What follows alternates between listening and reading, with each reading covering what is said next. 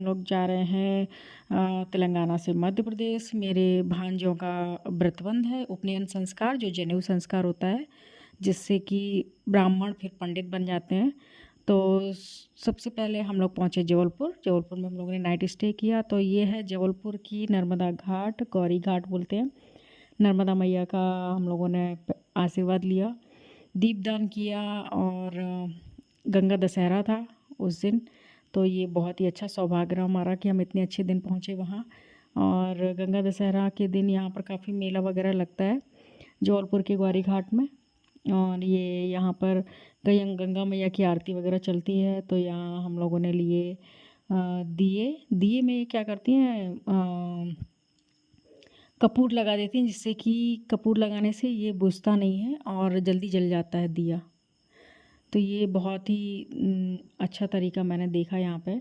और ये दिए की पूरी थाली ली और देखिए घाट है और बहुत से लोग आए हुए हैं यहाँ पर। सुबह से आए हुए हैं दूर दूर से यहाँ पर स्नान करने के लिए, फिर शाम को आरती देखने के लिए और शाम को दीपदान करने के लिए। मतलब ये पूरे दिन भर का ये त्यौहार होता है। गंगा दशहरा मनाते हैं गंगा जी के पास भी, और यहाँ भी नर्मदा जी में भी गंगा दशहरा बहुत अच्छे से मनाते हैं, जैसे कि आप चहल पहल देख ही सकते हैं। और बहुत से लोग हैं जो नाव में बैठकर जाते हैं। नाव आप देख सकते हैं, बढ़िया लाइट वगैरह इन लोगों ने नाव में लगाई है। तो नाव वगैरह जो है, नाव में बैठ के आप जाएंगे तो बीच धार में आप वो छोड़ सकते हैं, दिए छोड़ सकते हैं, दीपदान कर सकते हैं बीच धार में। तो हमने तो यहीं किनारे पर ही दीपदान किया। और क्योंकि मौसम भी थोड़ा ठंडा लग रहा था, बारिश का मौसम है और फिसलन वगैरह इस तरह से लग रहा था।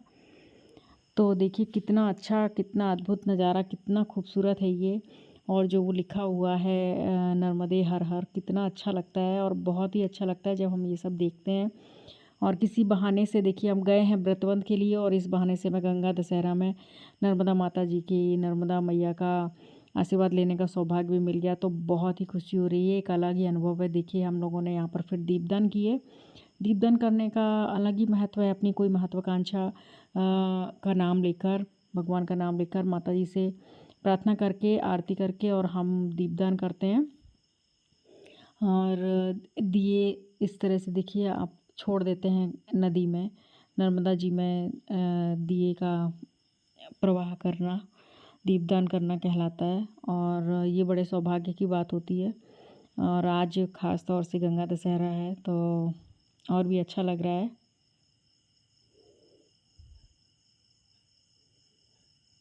ये देखिए कितना सुंदर नज़ारा है एकदम। देखिए लाइट चारों तरफ, और कितना सुंदर लग रहा है। ये देखिए आप, लाइट है, दिए हैं, और हम पहुंच गए अपनी ननंद के गांव।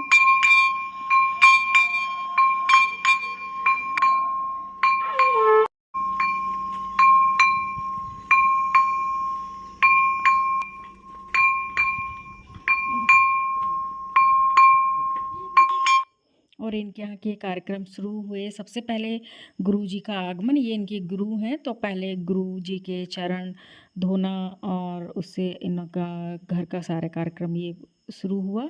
और गुरु जी से इन्होंने गुरु दीक्षा ली। और गुरु दीक्षा हर इंसान को लेनी चाहिए। कहते हैं कि अगर आप शादीशुदा हैं और अगर आपने गुरु दीक्षा नहीं ली हुई है तो आप जो भी धर्म पुण्य करते हैं उसका पुण्य आपको नहीं मिलता है, धर्म कर्म का। और पति पत्नी दोनों को साथ में बैठकर ये लेना चाहिए। और ये गुरुजी हैं, और मेरी ननंद और नंदोई जी जो हैं उन्होंने इनसे ही गुरु दीक्षा ली है। और देखिए कार्यक्रम चालू हो गया है। तो अब गुरु दीक्षा के बाद चालू हो गया व्रतबंध का कार्यक्रम। तो सबसे पहले 8 बामन जो होते हैं, 8 अठब्रह्मणा बोलते हैं, तो 8 ब्राह्मण होते हैं, उनको खाना दिया जाता है। और उनके साथ में ही जो बच्चों का व्रतबंध हो रहा है, तो मेरी ननंद के दोनों बच्चे और उनकी देवरानी का, तो 3 बच्चों का एक साथ उपनयन संस्कार हो रहा है, जिसको व्रतबंध भी बोलते हैं, जनेऊ संस्कार भी बोलते हैं, और शुद्ध हिंदी में संस्कृत में उपनयन संस्कार कहा जाता है। तो देखिए सबसे पहले जो है मेरी ननंद के सास और ससुर जी हैं, वो गौदान कर रहे हैं। और गौदान इसलिए कर रहे हैं, उनका 4 धाम की यात्रा का हवन भी था, वो 4 धाम यात्रा पर गए थे, तो उसके बाद वो हवन करवाया है उन्होंने, तो गौदान भी कर रहे हैं। और देखिए ये हमारे गांव का कल्चर, पैरों में जो क्या बोलते हैं, नाइन बोलते हैं, नाउन बोलते हैं। और ये पैरों में महावर लगा रही है, और नौवा जो होता है, नाऊ उसकी वाइफ, और सब बैठी हैं, मामी, मौसी, ये उनकी सास और सब बैठे हैं, गाना बजाना कर रहे हैं और सारा कार्यक्रम इसी तरह से चलता रहता है गाजे बजाते हुए। देखिए ये शुरू हो गया, ये तीनों बच्चों का व्रतबंध हो रहा है। और सबसे पहले 8 वामन जो होते हैं, 8 अठब्रह्मण जिसको बोलते हैं, उसमें 8 ब्राह्मणों को इन तीनों बच्चों के साथ में बैठ के खाना खिलाया जाएगा। 8 ब्राह्मण जो होते हैं, जो हमारे घर के सम्माननीय पूजनीय व्यक्ति होते हैं, जैसे कि खास तौर से दामाद वगैरह हो गए, दामाद हो गए, समधी हो गए, भांजे हो गए, उनको माना जाता है। तो अभी उनको खाना दिया है जो, उसमें से ये तीनों बच्चों को एक एक टुकड़ा देंगे खाने के लिए, और ये तीनों बच्चे वही खाएंगे जो 8 वामन इनको खाने के लिए देंगे। तो इसको बोलते हैं अठब्रह्मण की प्रक्रिया। देखिए कितना अच्छा लग रहा है। ये शायद सभी जगह के लोग शायद ये नहीं जानते होंगे। ये हमारे मध्य प्रदेश के रीवा के बघेलखंड में ये सबसे ज़्यादा और बहुत अच्छी तरीके से मनाया जाता है। मतलब व्रतबंध का कार्यक्रम, उपनयन का कार्यक्रम होता है। उपनयन, जनेऊ संस्कार हर किसी का शादी के पहले किया जाता है, लेकिन इतनी धूमधाम से, इतनी विस्तृत तरीके से कहीं भी नहीं किया जाता जितनी अच्छे से हमारे बघेलखंड में किया जाता है। अब देखिए सबसे पहले इनका ना सिर आधा मोड़ दिया गया है। ये देखिए, आप देख सकते हैं आगे बीच में से बाल निकाल दिए हैं, और ये बाल पूरे निकाले जाएंगे और आधा कार्यक्रम जब हो जाएगा तब। तो अभी ये इनका तेल चढ़ रहा है। जिस तरह से मंडप होता है, शादी का मंडप होता है, उसी तरह का ये मंडप है। उसी तरह से बिल्कुल बनाया जाता है। मंडप के नीचे तेल चढ़ाया जाता है। देखिए तेल चढ़ा रही हैं, जैसे शादी में चढ़ाते हैं। हमारे मध्य प्रदेश में तेल चढ़ाया जाता है, नॉर्थ इंडिया में भी तेल चढ़ाया जाता है, यूपी बिहार में भी। फिर ये पंडित जी हैं, इनको वचन सुना रहे हैं कि आपको क्या करना है, क्या नहीं करना है। जनेऊ धारण करने के बाद प्याज लहसुन नहीं खाना है, मांस मदिरा नहीं खाना है।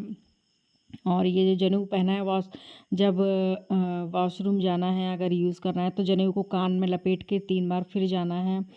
और देखिए ये होती है, इसको बोलते हैं भीखी डालना बोलते हैं, इनको भीख डालना, तो तब ये पंडित कहलाते हैं। तो ये इसमें जो कई तरीके की भीखी होती है, सबसे इम्पॉर्टेंट होती है जैसे मायके से आती है। जैसे हम लोग मायके वाले हो गए, तो हम लोग जो कुछ भी लेके आए हैं तो वो मेरी ननद को मिलेगी, और बाकी जो मोहल्ले पड़ोस वाले जो भी डालेंगे तो वो पंडित और नाऊ के बीच में और बुआ के बीच में बराबर भाग में बांटी जाएगी। तो ये मैंने भीखी डाली सबसे पहले, और ये अंदर चली गई, मतलब ननद के पास गई है ये। तो मायके से जो भी आएगा, जितने भी लोगों ने मायके से भीखी डाली होगी, वो सारा मिलेगा मेरी ननद को, और मोहल्ले पड़ोस बाकी के रिश्तेदार जो भी डालेंगे वो बटेगा पंडित जी, बुआ और नाऊ के बीच में। अब देखिए, अब इसके तीनों बच्चों के बाल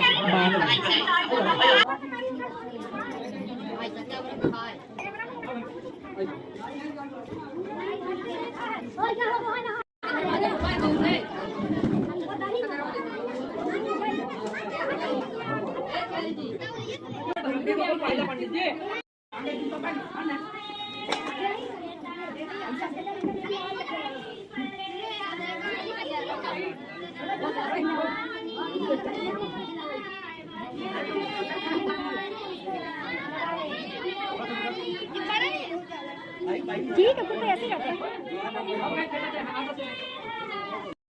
जिनका हो चुका है तो वो उनका काम है वीडियोग्राफी करना, सबकी रिकॉर्डिंग करना।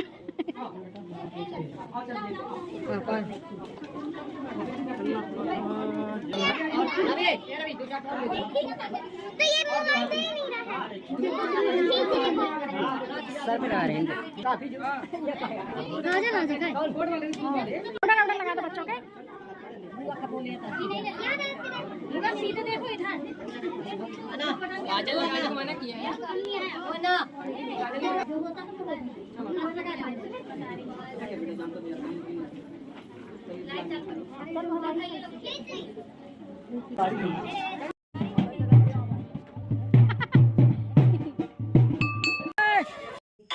अब ये तीनों बच्चे तैयार होकर निकल चले, और मतलब इसको बोलते हैं गुस्सा होना, रिसा जाना।